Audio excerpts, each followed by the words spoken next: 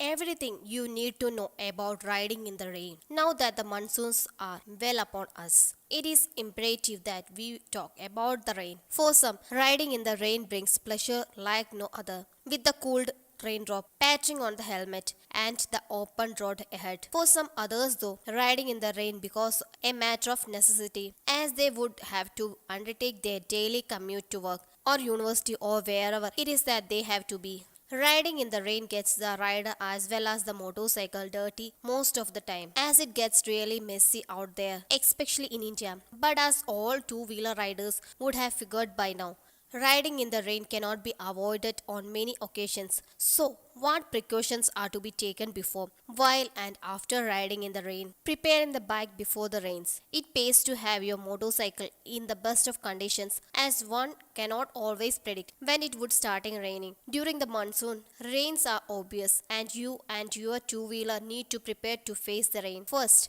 tire care. Tires are of utmost importance because no matters how technologically sophisticated your motorcycle is, in the end it will be the tires which grip the road. It is suggested to have a soft compound tire on the motorcycle or scooter with enough tread left on it. The tire tread level should be checked once in 2 weeks, and if any signs of abnormal wear and tear are found, such as cracks, flat spots, or blots, the tire needs to be replaced. Tread level is often the most ignored and can be the cause for accidents. Hence, tire tread must be way above the legal limits for it to grip properly. Second, chain lube. Every motorcycle chain needs to be lubricated well and frequently, especially during the monsoon, as water, muck, and grit keep splashing onto the chain while it is running at high speeds. Various chain lubricant spray can are available in the market and can be purchased for just above rupees 200. The importance of keeping your motorcycle's chain lubed increases manifold if your motorcycle sports an open chain, as this sort of chain will be exposed more to the elements. Chain lubricants have water repelling characteristics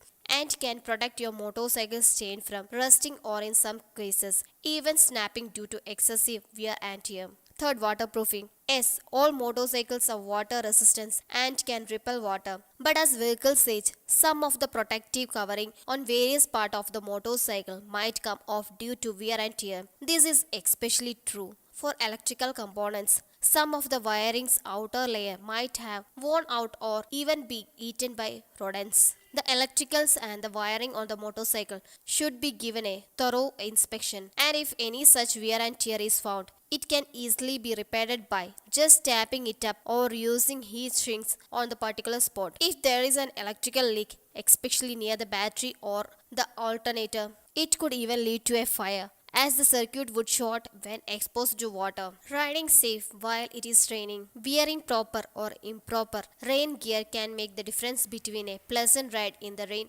and a gimpy one. The rain gear should allow your skin to breathe and yet not allow water to creep in. The right kind of helmet for the rain is one which covers your face. Always ride with the visor closed, as thick raindrop can hurt if you are riding above 50 km/h. No matter how good it gets, the rider needs to be relaxed. Riding in a cramped and bunched up positions will just tire the rider. It can become dangerous too, as the rider will not have the flexibility to maneuver away from any unexpected obstacle in front. Relaxed riding will also help you ride longer distance in the rain. Most roads in the India are slippery enough already. When it rains, it becomes extremely slippery. The white lines and marking on the road would have become as slippery as ice, and metal strips, plates become the slipperiest, as wet tires will not be able to grip onto wet metal surface. A good set of tires can better the situation, but nothing like riding carefully. Riding through a puddle can be fun, but since the surface beneath the water is not seen most of the time, you don't know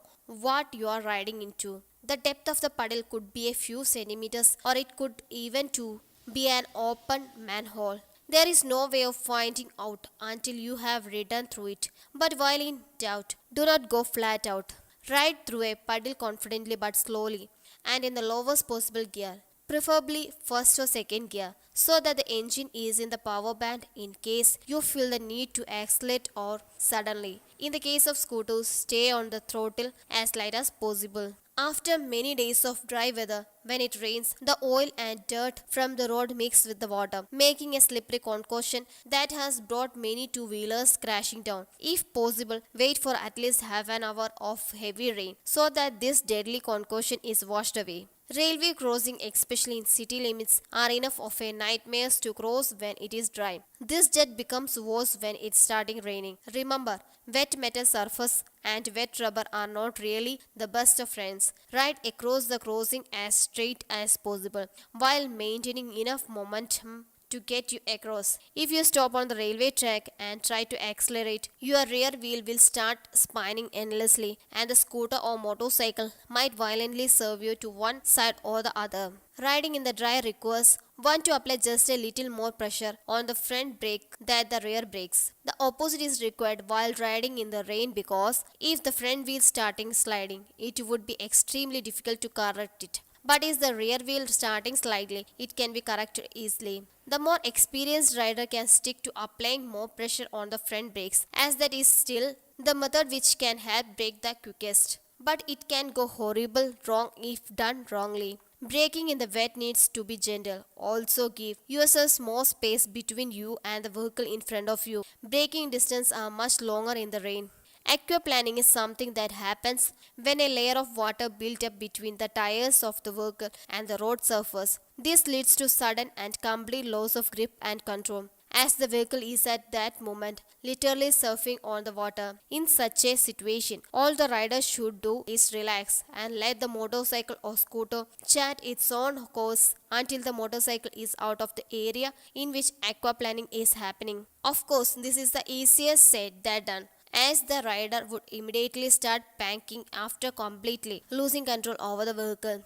The idea behind relaxing is so that the muscles controlling the handlebar, the arm and shoulder muscles can be flexible enough to regain control after a few moments. Low visibility plays a major role in the most accidents that happen during the rains. Low visibility goes both ways. The rider not being able to see clearly and the rider and his motorcycle not being seen clearly. Not being seen clearly can be solved by turning on the headlamps and riding in the rain even if there is daylight. Your motorcycle's headlamp can draw the attention of other riders and drivers of bigger vehicles. At night, you can be seen better of wearing high visibility clothes and by sticking a good quality reflector strip at the rear and front of the motorcycle. Not being able to see clearly can be mainly attributed to the raindrops crashing onto your helmet visor and ahead of you as well. Water repellent sprays are available in the market to make rainwater on the helmet visor roll off easily. Also, some helmets come